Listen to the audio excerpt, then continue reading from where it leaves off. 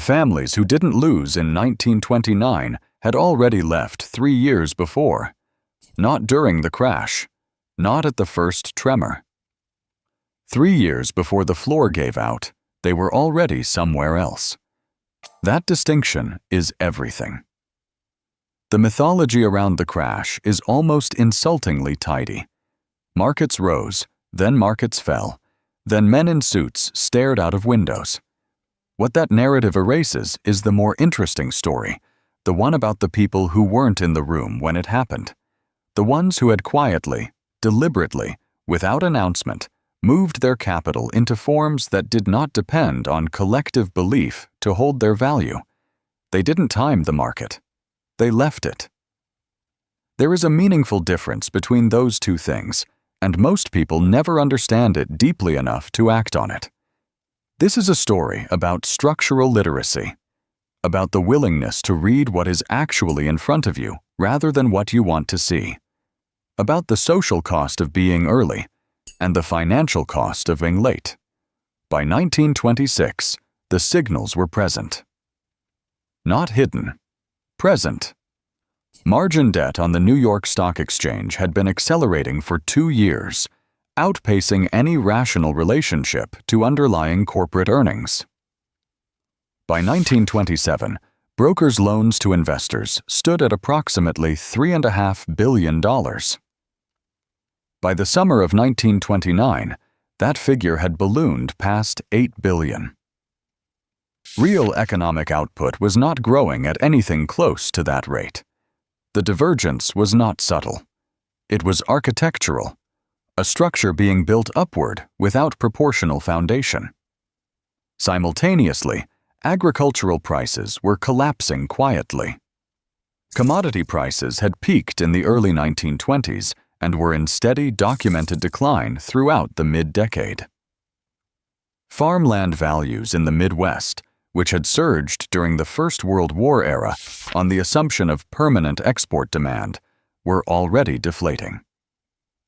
The Federal Reserve, under Benjamin Strong, had kept rates accommodative through 1927 to support the British pound's return to the gold standard, a decision that effectively poured fuel into the equity bubble at precisely the moment it needed no encouragement. When Strong died in 1928, and the Fed shifted posture, tightening credit into an already fragile system, the structural problem did not change. It simply lost its last source of disguise.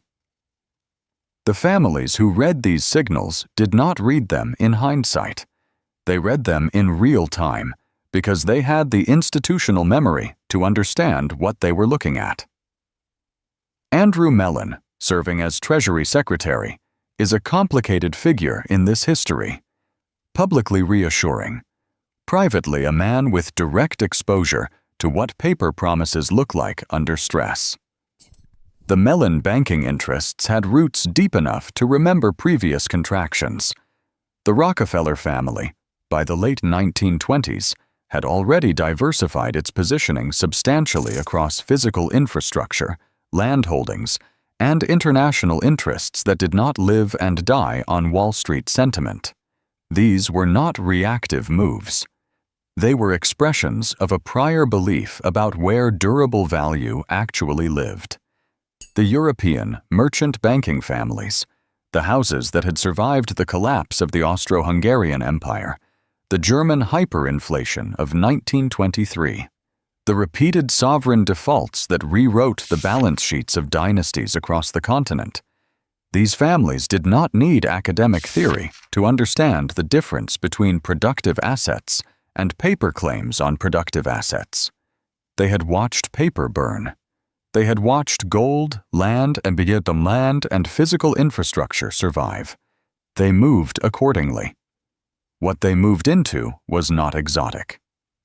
Farmland, timber holdings, physical gold and gold-adjacent positions, urban real estate in supply-constrained markets, commodities infrastructure, storage, processing, distribution capacity. Assets with cash flow that did not require a rising market to justify their existence. assets whose value was determined by productive reality rather than collective enthusiasm. When October 1929 arrived, these families did not sell in panic. They had nothing to sell. The crash was not their event. It was an event that happened to the people still inside the system they had already exited. That is the mechanism of survival that never gets properly examined. Not superior reflexes, not better information in the moment, but the prior act of repositionings that made the crash structurally irrelevant to their balance sheets. Now observe the present without the comfort of distance. The divergence between current asset valuations and underlying productive capacity is not a fringe concern whispered at conferences. It is visible in the data. The S&P 500 cyclically adjusted price-to-earnings ratio has spent years at levels that, historically, have resolved in one direction. Corporate debt, much of it issued at zero interest rate policy rates and now rolling over into a structurally higher rate environment, creates a refinancing dynamic that the last decade of investors have never navigated. The Federal Reserve's balance sheet expansion and contraction has introduced distortions into price discovery that have not yet finished resolving. Meanwhile, institutional capital, not retail, institutional, has been quietly accelerating exposure to specific hard asset classes. Global farmland acquisition by institutional investors has been running at a pace that attracts very little mainstream financial media coverage relative to its scale. Timber REITs and timberland funds have seen sustained inflows. Physical gold ETF positions, after years of outflows, have begun rebuilding. Infrastructure funds, water, energy, logistics, are absorbing capital at a rate inconsistent with the narrative that equities and narrative-driven technology assets are where sophisticated money wants to live. The AI repricing dynamic deserves its own precision here. The displacement is not theoretical, and it is not scheduled for some future date. It is occurring in real time across knowledge work, legal services, financial analysis, software development, and creative production. The competitive moats that justified specific equity valuations, moats built on proprietary human expertise, on switching costs tied to institutional knowledge, are being eroded faster than earnings models have adjusted to reflect. The capital flowing into AI infrastructure is not creating broad-based value distribution. It is concentrating it. The question of who holds the infrastructure and who pays to access it will matter more than most current valuations have priced in. The loud assets right now are the narrative assets. The ones with communities, with content, with constant reinforcement loops between price action and media coverage. The ones where retail capital is most concentrated. That pattern has a history. The close here requires no decoration. The families who survived 1929 did not survive because they were smarter than everyone else in the room. They survived because they were willing to leave the room before the consensus about the room had formed. Being early is not intellectually difficult. The data has rarely been ambiguous for those willing to read it without the distortion of wanting it to say something comfortable. Being early is socially and psychologically expensive. You look wrong for months, sometimes years. Your peers are still winning. The party is still loud.